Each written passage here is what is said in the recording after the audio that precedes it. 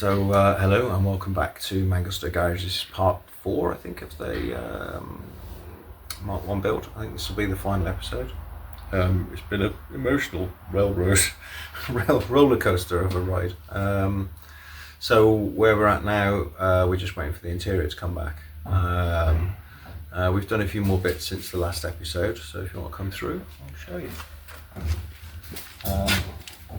We're always a great believer in leaving what you can to the professionals, but we couldn't get all the body and all, so we've got my mate California. I think his name's Philly, but he's very so he's known as Estufador California in Tomar. It's Tomar's best place where I live in Portugal. He's the best trimmer that we've got.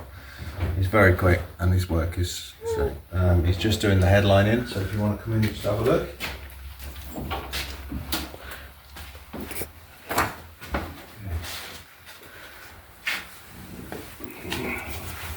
Say hi to the world, Mr. California. I'm the Stufador. How's it going? So yeah, we've done quite a few more bits. All the dash is in, the dash pod is in, that all works, which is a nice thing. Got all the brakes on. As you can see, we've got new wheels, the RS 4-spoke classics, battery, a few other little bits and bobs. We've just been going around things and tidying up. We put the 24mm anti-roll bar on the front from the Mark III. It's got 2/8 springs on the front. It does sit a little bit high. Obviously we've got the bonnet and the seats to go on just yet. The quad headlamps with the RS 3100 grills, managed to get brand new headlamps which weren't too expensive. We had the front bumper re-chromed locally, based in Torres Novas, not too far away from us. While we're at it, we'll put a link to Stufador California in the description down below, because he really, well, not that he needs any more work, but you know, he's very good. So this is where we're at really. So once the headliner is finished being in, we're going to put the front and rear screens in. Then I can continue put the dash and the under dash plastics on, the pillar trims, stuff like that. So yeah, we're motoring on with it. It's probably about another 2 or 3 days left on it really. And that's about it, so we'll get back to you as soon as. So ladies and gents, we're so close, so close. We've got the mirrors on. I don't know if I said that in the last episode. Look at those seats, look at that. Yeah. Who would have a white interior? I hope I haven't got to do anything else mechanical to it, otherwise it's going to turn tan very quickly. But yes, we're almost there. I'm just putting the door panels on. I've got to find the screws to fit the door pull or armrest. These, for those who know, are a magical thread only known to those who have been chosen. It's some sort of UNC thread, and I'm not part of that gang, so I've got to go through my box of hopefully bolts, machine screws, and find the right ones. So yeah, we are getting there. Door panels going in for an inspection tomorrow, which is the MOT. Hopefully the gearbox and axle are all right. Everything else seems to work lovely. I'm amazed that all the wiring limb worked. But I mean, Capri's a pretty simple beast when it comes to such. So, you know, even if it was a few repairs here and there where it had been hacked into.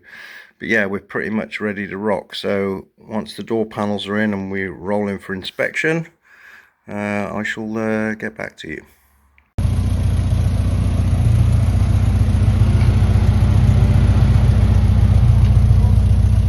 So, Adam? So here we are at the inspection centre, which is the Portuguese MOT. I haven't got the microphone with me, so Guy's going to probably moan about the sound quality.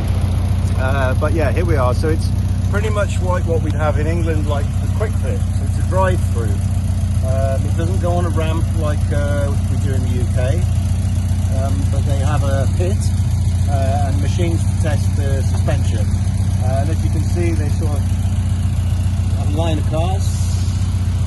We use this one, which is not too far away from us. You guys know that when I bring a car here, it's usually for all new parts. So I know it's old, but they know it's got to be good. So yeah, so I'll go through the line, get it inspected, and then I think the next little snippet will be me test driving it. So the car went straight through the inspection as expected, because 90% of the stuff's new, and yeah, we've done a few final touches to it, just setting the choke up and a few little bits and bobs, you know. But yeah, he's all ready to rock. The owner's coming to pick up this afternoon. It's been a long project, well, 3 months, three and a bit months, during which time obviously we've been having babies and stuff as well, so it's been quite involved. But we were very happy with the outcome. I think for what the guys paid for the restoration, I think it's got a very good price. Capris in Portugal are worth about third, yeah, 25% to a third more than they are, say, in the UK, and about twice as much as they are in Holland or Germany. So yeah, for what the guys paid and the going rate of Capris, he's certainly not out of pocket. He's got a lot of credit in this, if you like, or value, equity, the word I'm looking for. So we'll have a final look, last look around it. We've got the black and white matricular plates, or number plates, as the Portuguese like for the old cars. That's a must, that is. And yeah, the little paintwork looks really good outside. Slightly more coppery outside than it is inside. But yeah, very good. Again, the Stucador, the trimmer has done a great job with the seats, as you can see, and the door panels. Yeah, it's all very, very good. And all the seats are absolutely spanking.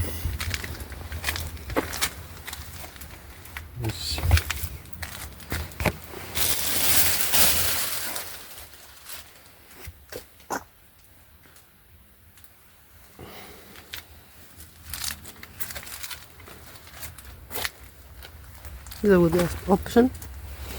Yeah, the obviously we couldn't get the. I did contract Aldridge Trimming in the UK to see if they could supply the door cards in this colour, but alas, no. So the local, they say the guy did the seats, the trimmer, he's put the piece in piping. We managed to, the local paint company, Templar Tinters, Daniel, very good, very professional guy, made up the paint for the armrests, and it's absolutely spot on. So it's sort of the contrast is really good. There's little details like that, you know. It's taken a little bit more work, you know. If it was a black interior, it would have been a lot easier and a lot cheaper. But that's what the guy wants, and it's his car, so who am I to disagree? We've got the mirrors he wanted from a Peugeot 50 something, or something bizarre like that. Yeah, not my cup of tea, but you know, the customer's always right. New wiper arms and blades, obviously. It's the new front bumper that, well, not new, but the re-chromed front bumper that I sourced in England and then had chromed here. Thanks to the company in Torres Novas for doing that. New headlights, refurbished grille. Yeah, everything's been done to a level where the car is, I would say, a usable show car. But the good thing about living in Portugal is you can use them most of the year, unlike the last week or so where we've had a lot of rain. But for the rest of the year we get very little rain. So yeah, that's part of the reason that I live in Portugal, and that I like restoring cars here. So from Emily and myself and Guy, who's back in the UK, thanks for watching this rebuild on the Mark 1. I will be getting on with SWO, the Professionals Capri, in the new year.